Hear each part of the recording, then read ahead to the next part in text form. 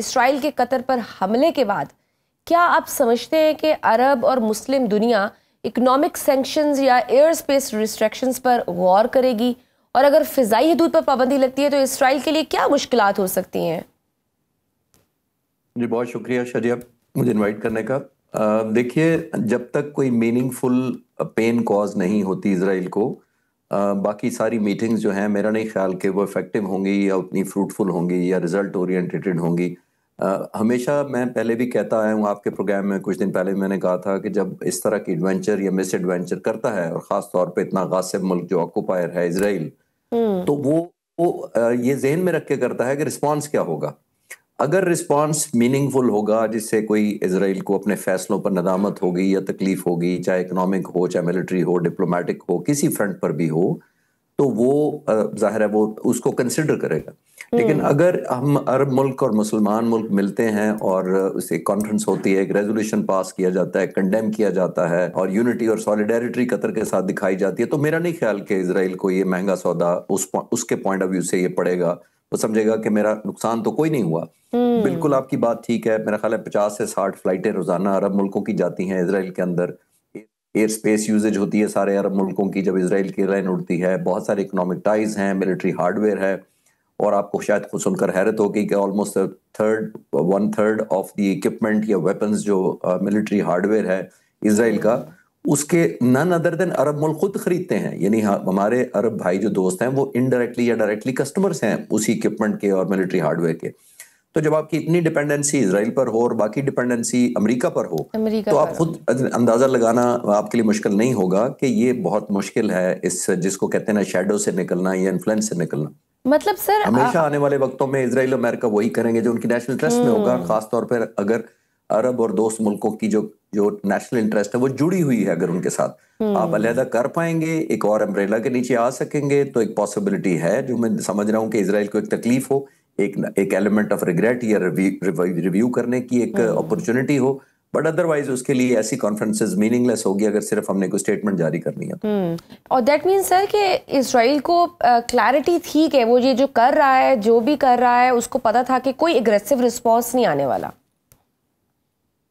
जी traditionally अगर मैं history या ट्रैक रिकॉर्ड देखूं तो बदकिस्मती से यही है। यमन हो, सीरिया हो, जॉर्डन हो, लीबिया हो या किसी और जगह पर जब भी उन्होंने ऑफेंस किया है तो उसको रिटेलिएटरी पनिशमेंट नहीं मिली।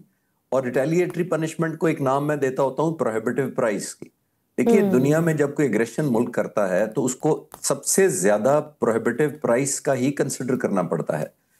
मैं पहले भी आपके प्रोग्राम में कह चुका हूँ, आपके व्यूअर्स अगर refresh at the cost of repetition मैं दोबारा कर देता हूँ।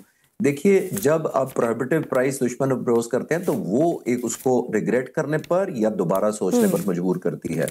आपके प्रोग्राम में 2 दिन पहले भी मैं बात कर रहा था कि देखिए, जब हिंदुस्तान ने 6 और 7 की दरमियानी रात 80-85 जहाजों से हमला किया था तो हमने उस रात रिस्पॉन्ड किया था। 4 से 5 मिनट में तकरीबन हमारे 42 जहाज हवा में थे, कंटेस्ट कर रहे थे और इस कन्विक्शन के साथ कर रहे थे कि आपकी हमारे मुल्क की सॉवरेनिटी सिर्फ जहाजों से नहीं ब्रीच होगी, हमारे मुल्क की सॉवरेनिटी आपके वेपन्स फायर किए गए, चाहे अपने मुल्क के अंदर रहते हुए हिंदुस्तानी जहाज फायर करे, उतनी ही रिटेलिएशन उनको मिलेगी। और आपने देखा मिली। अगले आने वाले जो 1 घंटा कॉम्बैट हुई, हमने उनके साथ जहाजों को लैंड नहीं करने दिया। तो ये प्राइस होती है जब आप इंपोज करते हैं। जब आप प्राइस इस हद तक इंपोज करते हैं तो फिर प्रेसिडेंट ट्रंप बीच में आते हैं।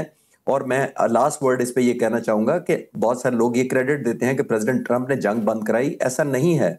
इस मुल्क के लोगों ने, मुसल्लह अफवाज ने और पाक फिजाइया ने जंग बंद कराई क्योंकि हमने इतनी ज्यादा हिट बैक किया था। और खास तौर पर 10 तारीख को भी कि मजबूरन इसराइल इंडिया को भागना पड़ा इस सीज फायर के लिए। क्या ऐसी कोई कीमत या इससे मिलती जुलती कोई रिस्पांस कम अज कम इकोनॉमिक फ्रंट पे कोई हम दे पाएंगे? जब तक दे नहीं पाएंगे मुझे नहीं लगता कि मीनिंगफुल ये इस तरह की कॉन्फ्रेंसेस। सर, आपको लगता है कि अगर इसराइल अपनी जहरियत और हमले इस तरह जारी रखता है तो मुस्लिम दुनिया क्या डायरेक्ट मिलिट्री रिस्पांस पर भी जा सकती है? यू थिंक कि वो करेगी अटैक? जिस तरह से आपको पता है कि वो उसका इत्तेहादी भी है, उससे वहाँ पे वेपन्स भी ले रहा है, और आपको लगता है कि वो इस तरह का रिस्पॉन्स दे पाएगा या कहीं ना कहीं हिडन वो उन पे ये डिसाइडेड है, एग्रीमेंट हो मे बी कि ये जो वेपन्स यूएस दे रहा है ये इसराइल के अगेंस्ट यूज नहीं हो सकते?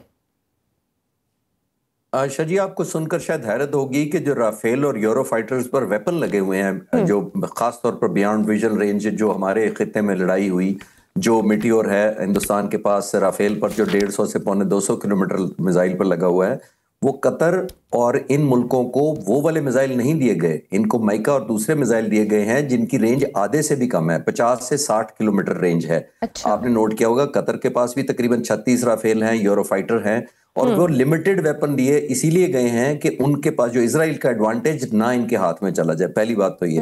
दूसरा, जो आपने पूछा कि जी मिलिट्री को एडवेंचर, मैं मिलिट्री एडवेंचर की सिर्फ बात नहीं कर रहा, मैं कह रहा हूं इकोनॉमिक फ्रंट पे कोई सैंक्शंस लगाने का, कोई फ्लाइट का ऐसा करने का जहां पे एक हिट बैग या एक पंच फील हो इजराइल को या उनके लोगों को। क्विकली आप ईरान और इजराइल की जंग देखें, जब इजराइल के खिलाफ ईरान से फायर होने वाले ड्रोन्स और बैलिस्टिक मिसाइल इजराइल पहुंचना शुरू हुए, तो इजराइल की हुकूमत पर प्रेशर बिल्ड हुआ था।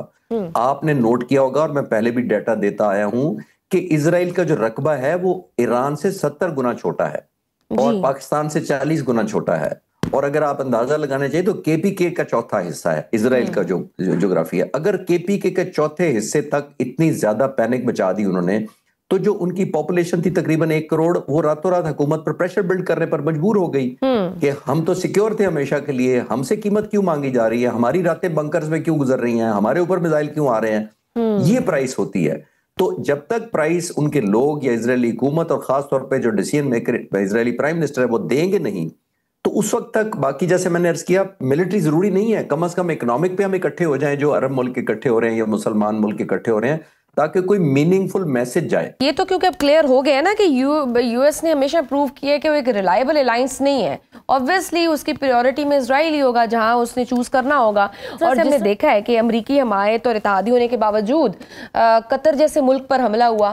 क्या हम ये कह सकते हैं कि अरब ममालिक जो पहले अमरीका पर भरोसा रखते थे, अब they build a new strategic security alliance beyond American umbrella? ये हो सकता है अब? क्या हमें नया एक अलायंस बनाने की जरूरत है? अच्छा जी, जो आप कह रही हैं वो लॉजिकल है, वो कन्विंसिंग है, वो विशफुल है और वो रिक्वायरमेंट है।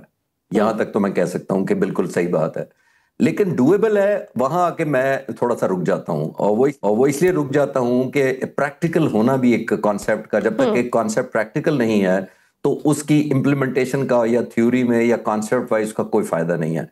हम सोचने की हद तक जरूर सोचेंगे कि ऐसा कोई प्राइस या मैकेनिज्म होना चाहिए, इजराइल को भी फील हो के दूसरे को हिट बैक करने का क्या होता है। जब आपके किसी के नाक पे खून मुक्का मार के निकलेगा तो आपको पता लगना चाहिए, अगर मेरी ब्लीडिंग होगी तो कैसा लगेगा। तो उस पॉइंट ऑफ व्यू से विशफुल जरूर है, लेकिन बदकिस्मती से हमारे अरब दोस्तों के इतने ज्यादा स्टेक्स हैं, खास तौर पर अमेरिका के साथ और वेस्ट के साथ, कि उस शैडो के नीचे से या उस इन्फ्लुएंस के नीचे से निकलना मुझे इतना मुमकिन या आसान नहीं लगता। वहां आकर असल इम्तिहान शुरू होता है कि एक्शनेबल क्या करेंगे आप, जब आप रिटेलिएट करेंगे, डिटरेंस क्रिएट करेंगे। अगर आप एक्शनेबल नहीं कर पाते, तो जो पहले सवाल के जवाब में मैंने आपके अर्ज किया था कि फिर ये थ्योरी, कंडेमनेशन और ये इस तरह के रेजोल्यूशन तक ही रह जाती है, उससे आगे कुछ नहीं होता। मीनिंगफुल करने के लिए, और इतना बोल्ड एक ऐसे मुल्क पर हमला किया गया जो हमें भूलना नहीं चाहिए कि वो नेगोशिएशन होस्ट कर रहा था, यानी वो मुल्क अमन के लिए काम कर रहा था, सालसी का किरदार अदा कर रहा था, खुद शामिल नहीं था, उसको हिट किया गया और उसकी सॉवरेनिटी को ब्रीच किया गया है। तो ये बहुत तकलीफ दे बात है।